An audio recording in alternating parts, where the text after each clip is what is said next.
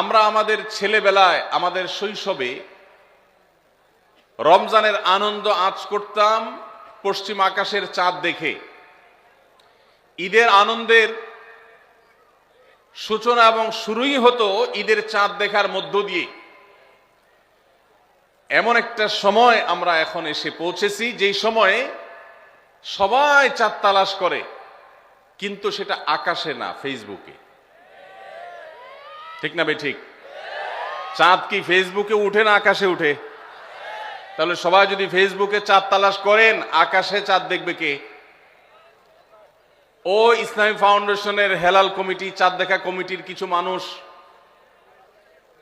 তাদের উপরে নির্ভর করে 18-20 কোটি মানুষ তারা ফেসবুকে তাকায় আস। এটা খুবই দুর্ভাগ্যজনক একটা বাস্তবতা। নবী করিম সাল্লাল্লাহু আলাইহি সাল্লামের হাদিসটা আমরা লক্ষ্য করি, তিনি বলেছেন, সোমু লিরুইয়াতিহি ওয়া আফতিরু লিরুইয়াতিহি, তোমরা চাঁদ দেখে সিয়াম সাধনা করবে, চাঁদ দেখে রমাদান উদযাপন করবে, চাঁদ দেখে রমাদানের ইবাদত বন্দেগী করবে, আর চাঁদ দেখে তোমরা ঈদ উদযাপন করবে। চাঁদ দেখে তিনি আমাদেরকে রোজা রাখতে বলেছেন। অতএব চাঁদ দেখতে হবে কি হবে না? ভাইরা আমার, বিলুপ্ত হওয়া মৃত প্রায় সুন্নাহগুলোর মধ্যে থেকে একটা হলো চাঁদ তালাশ করার সুন্নাহ। এটা ফরজে কিফায়া, মুসলিম সমাজের কেউ যদি না করে সবাই গুনাহগার হবে। এটা খুবই রিস্কি একটা বিষয়, দুর্ভাগ্যজনক একটা বিষয় যে 20 কোটি মানুষের রমজান মাত্র মুষ্টিমেয় কয়েকজন মানুষের দেখার উপর নির্ভর করবে। ভাইরা আমার, আমরা পশ্চিম আকাশে চাঁদ দেখার চেষ্টা করব ইনশাআল্লাহ। যদি চাঁদ দেখতে পান আপনি, তাহলে নবী সাল্লাল্লাহু আলাইহি সাল্লামের সেখানে একটা দোয়া পড়বেন, আল্লাহুম্মা আহিল্লাহু আলাইনা বিল ইয়ুমনি ওয়াল ঈমান ওয়াস সালামাতি ওয়াল ইসলাম রব্বি ওয়া রাব্বুকাল্লাহ। চাঁদকে লক্ষ্য করে বলবেন, চাঁদের সাথে কথা বলবেন। চাঁদ আপনার কথা হয়তো বুঝবে না, কিন্তু আল্লাহর এরকম সৃষ্টি যারা আমাদের কথা বুঝতে পায় না, তাদেরকে লক্ষ্য করে কিছু বলার মানে হলো আপনি মূলত আপনার মনের আকুতিকে প্রকাশ করছেন।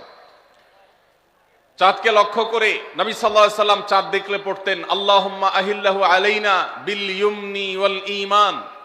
হে আল্লাহ, এই যে চাঁদ আমি দেখতে পাচ্ছি, এই চাঁদের পুরো মাসটাকে যে আমার জন্য বরকত এবং ঈমান দিয়ে পরিপূর্ণ করে দিন। এই চাঁদ পুরো মাস জুড়ে থাকবে, অতএব পুরো মাস জুড়ে এই চন্দ্র মাসে আমি আপনার কাছে আমার জীবনে প্রভূত বরকত, কল্যাণ এবং ঈমান আপনার কাছ থেকে চাই। ওয়াসসালামাতি ওয়াল ইসলাম। রমজান কেন্দ্রিক প্রথম আমল পেয়ে গেলাম, প্রথম কর্মসূচি পেয়ে গেলাম, সেটা হলো শাবানের শেষ তারিখে পশ্চিম আকাশে চাঁদ তালাশ করবো ইনশাআল্লাহ।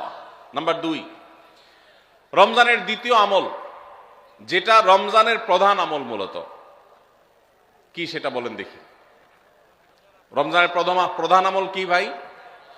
রোজা রাখা। মাশাআল্লাহ, উত্তর সঠিক। রমজান মাসের প্রধান আমল হলো রোজা রাখা। রোজা রাখার চাইতে এ মাসের বড় কোনো আমল হতে পারে না। রোজা রাখা রমজানের সুন্নত না মুস্তাহাব? ফরজ।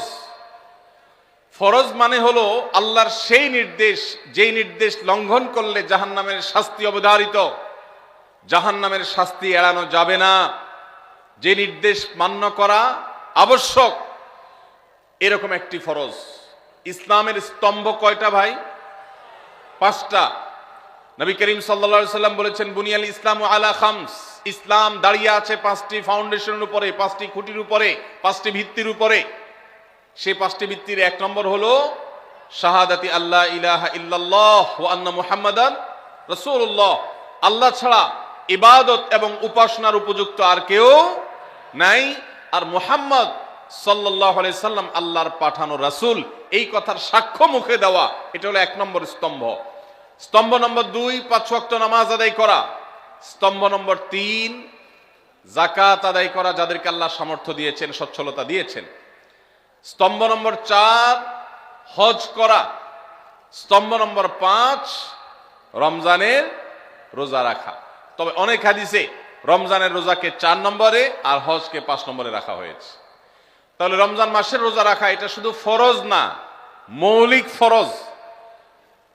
নবী করিম সাল্লাল্লাহু আলাইহি সাল্লাম বলেছেন, যদি কেউ জীবনে একটি রোজাও শরিয়া গ্রাহ্য ওজর ছাড়া কেউ যদি ভঙ্গ করে, রোজা না রাখে, রমজানের পরে যদি সে সারা জীবনও রোজা রাখে, দায় মুক্ত হয়তো হয়ে যাবে, সে কাজা আদায় করেছে, কাফারা আদায় করেছে, দায় মুক্ত হয়তো হয়ে যাবে, কিন্তু রমজানের একটা রোজা রেখে আল্লাহর কাছে যে পরিমাণ মর্যাদার অধিকারী হওয়ার কথা, সারা জীবন রোজা রেখেও রমজানের ওই একটা রোজার ক্ষতিপূরণ করা সম্ভব নয়। এই জন্য সবাই রমজান মাসে ফরজ রোজা রাখবো তো ইনশাআল্লাহ। সকল প্রাপ্তবয়স্ক সুস্থ ইমানদারের জন্য রমজানের রোজা রাখা ফরজ।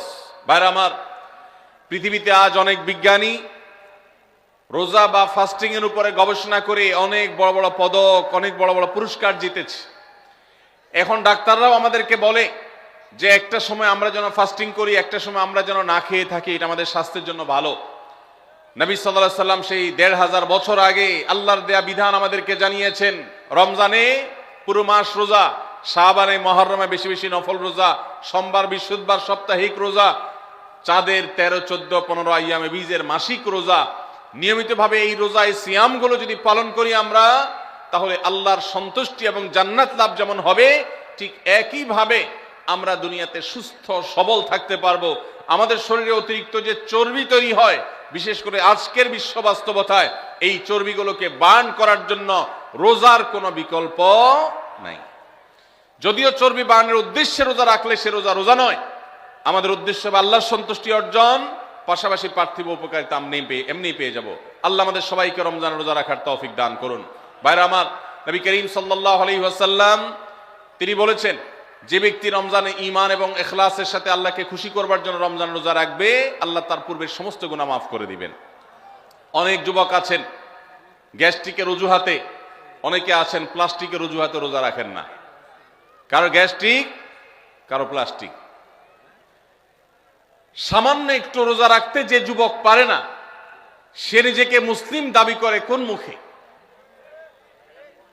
মাত্র ১২-১৪ ঘন্টা যে না খেয়ে থাকার মতো চ্যালেঞ্জ নিতে পারে না, সে আবার কিসের মুসলমান দাবি করে নিজেকে? এই জন্য ভাইরা সবাই রোজা রাখবো তো ইনশাআল্লাহ। বাসা বাড়িতে বাচ্চাদেরকে কৈশোর বয়স থেকে তাদেরকে রোজা রাখতে শেখাবেন। সাহাবায়ে কেরাম আশুরার রোজা পর্যন্ত বাচ্চাদেরকে রাখাতেন এবং তাদেরকে খেলনা দিয়ে ভোলাতেন, রোজা রাখতে তাদের সাহায্য করতেন। আজ এমন এক প্রজন্ম আমরা গড়ে তুলছি, যেই প্রজন্ম শুধু ভোগ শিখেছে, ত্যাগ শিখে নাই।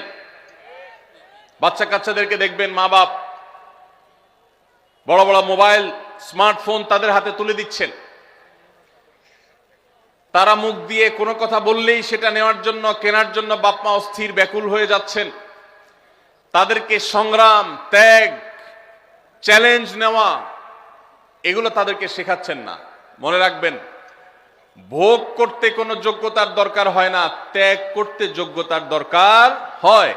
ভোগ করতে সবাই পারে, ত্যাগ করতে সবাই পারে না। এই জন্য সন্তানকে ভোগ নয়, ত্যাগ শেখাতে হবে। আল্লাহ আমাদেরকে তৌফিক দান করুন। আপনার বাচ্চা যদি রোজা রাখা শিখে, শখ করে রোজা রাখে, তাকে বাধা দিবেন না, তাকে রোজা রাখতে দিবেন। কারণ সে রোজা রাখার মধ্য দিয়ে গরিব অভাব মানুষের কষ্ট অনুভব করবে, ফিল করবে। সে রোজা রাখার মধ্য দিয়ে আল্লাহর নৈকট্যের ফিলিংস তার মধ্যে আসবে, ইসলামী সংস্কৃতিকে সে অনুভব করবে, আঁচ করবে। এই জন্য সন্তানকে কৈশোর বয়স থেকেই, কিশোর বয়স থেকেই তাকে রোজা রাখতে সাহায্য করবেন ইনশাআল্লাহ। ঠিক আছে না ভাই? বাচ্চাদের প্রথম হয়তো রোজা অর্ধেক রাখবে, দুপুরে ভেঙে ফেলবে, এরপর না হয় বিকাল পর্যন্ত রাখবে, এরপর না হয় সন্ধ্যা পর্যন্ত রাখবে, কিন্তু অভ্যাস তাকে গড়ে তুলতে হবে। আল্লাহ আমাদেরকে তৌফিক দান করুন। ভাইরা আমার, তাহলে রমজানের প্রধান আমল রোজা রাখা। এই রোজা ইচ্ছাকৃত শরিয়া গ্রাহ্য ওজর ছাড়া ভাঙা জায়েজ নাই, হারাম। যদি কেউ ভাঙে অথবা না রাখে সে ফাসিক। অতএব এই রোজার চর্চা আমাদের করতে হবে। আল্লাহ আমাদের সবাইকে তৌফিক দান করুন। তাহলে 2 নম্বর আমল হলো রমজান মাসে রোজা রাখা। 3 নম্বর আমল হলো রাতে তারাবির নামাজ আদায় করা। রাতে কি আদায় করা ভাই? তারাবির নামাজ আদায় করা কি ফরজ না নফল? ফরজ না সুন্নত? সুন্নত, সুন্নতে মুআক্কাদা। নবী করিম সাল্লাল্লাহু আলাইহি সাল্লাম বলেছেন, মান কামা রমাদানা ঈমানান ওয়া ইহতিসাবা গুফিরা লাহু মা তাকাদ্দামা মিন যামবি, যে ব্যক্তি রমজান মাসে রাতে দাঁড়িয়ে তারাবির নামাজ পড়বে তার পূর্বের সমস্ত গুনাহ খাতা মাফ করে দেওয়া হবে।